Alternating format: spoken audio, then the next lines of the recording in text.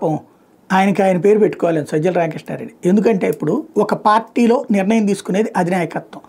కార్యకర్త వచ్చి ఏదన్నా చెప్తే ఆ చెప్పినటువంటి విషయాన్ని అధినాయకత్వం దృష్టికి తీసుకెళ్ళి అమలు చేసేటటువంటి వాళ్ళే ఆ స్థాయిలో నాయకులు అయి ఉంటారు. సెకండ్ నాయకులు వీళ్ళు. First cadre Jaganmohan Reddy, second క్యాడర్లో సజ్జలైనా, ఇదివరకు విజయసాయిరెడ్డి అయినా, లేకపోతే ఇంకొకళ్ళైనా ఉంటారు.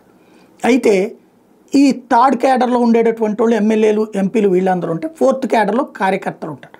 ఈ కార్యకర్తలు ఏదన్నా జగన్ గారికి చెప్పండి అని థర్డ్ క్యాడర్ను వదిలేసి నేరుగా వెళ్ళి చెప్తే చెప్పరు. అక్కడ ఈ మధ్యలో ఉన్నటువంటి అనుసంధానం చేసేటటువంటి సందర్భం చాలా పెద్ద తలనొప్పి.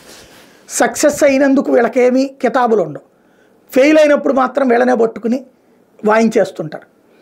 ఓడిపోయిన జగన్ని ఓడించింది సజ్జలంటూ రచ్చరచ్చ చేశారు. ఇప్పుడు మళ్ళీ వినుకొండకు సంబంధించిన వాళ్ళు అందరూ వెళ్ళి బొల్లా గురించి కంప్లైంట్ చేశారు, ఒక 500 మంది సజ్జల దగ్గర.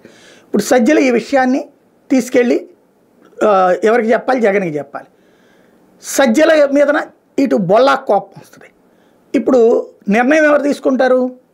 జగన్మోహన్ రెడ్డి తీసుకుంటారు. అది బొల్లానే కంటిన్యూ చేయాలంటే వీళ్ళకి కోపం వస్తుంది, వీళ్ళు సజ్జలను తిడతారు. అదేదో అంటారు కదా, గోడ దెబ్బ చెంప దెబ్బ అని. అది ఇప్పుడు ఆయన పరిస్థితి.